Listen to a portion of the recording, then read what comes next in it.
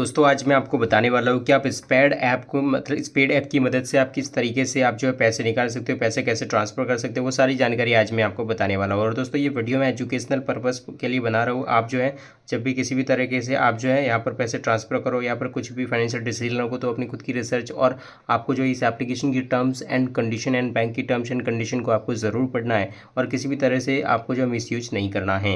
ये video educational purpose के लिए बनाया जा रहा है। दोस्तों इस एप्लीकेशन की आप देखते हो 1 मिलियन प्लस स्टार 3+ रेटेड है, 4.4 का स्टार है। दोस्तों इस एप्लीकेशन में अबाउट सेक्शन में जाकर के हम देखेंगे क्या क्या इन्फॉर्मेशन यहाँ पर इन्होंने जो है प्रोवाइड करके रखी है। तो यहाँ पर गाइस आप देख सकते हो सारी जानकारी यहाँ पर इन्होंने कुछ इस तरीके से यहाँ पर प्रोवाइड करके रखी है, तो वो डिटेल्स यहाँ पर आप पढ़ सकते हो।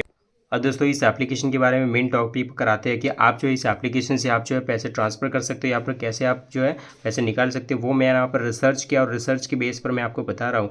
तो इस एप्लीकेशन में दोस्तों आप देख सकते हो ये एप्लीकेशन तो आपको पता ही है कि ये जो है इंडियन फिनटेक एप्लीकेशन है, जो है क्रेडिट कार्ड से रेंट पेमेंट या फिर सेलेक्टेड पेमेंट कर सकते हो।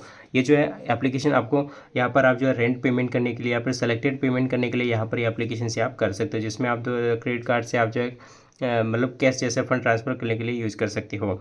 जो जो मतलब आपका अमाउंट है क्रेडिट कार्ड में उसे आप जैसे रेंट पे करना है या फिर किसी को पेमेंट करना है, ऐसी सिचुएशन में यहाँ पर इमरजेंसी सिचुएशन में यहाँ पर आप इसे इस्तेमाल कर सकते हो।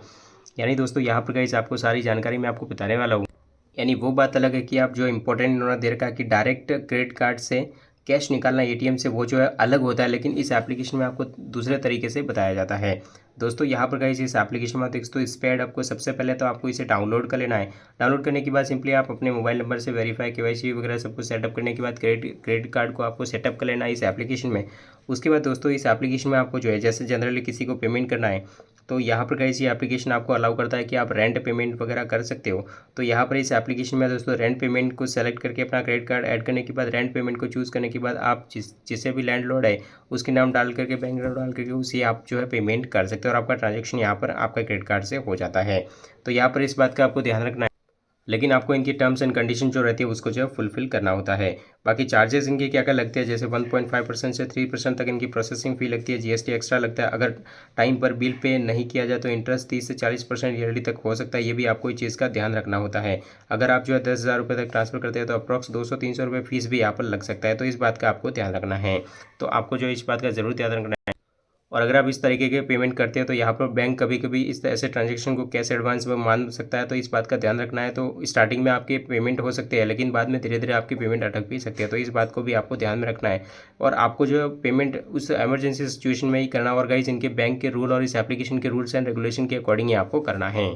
यहाँ पर भी इन्होंने कुछ दे रखा है जैसे कि रेंट पेमेंट, तो इस एप्लीकेशन में ये एप्लीकेशन अलाउ करती है, लेकिन यहाँ पर सिर्फ कैश निकालने के इंटेंशन से आप करोगे तो वो जो है बैंक को पसंद नहीं होता। हमेशा टर्म्स एंड कंडीशन को ज़रूर पढ़ना होता है।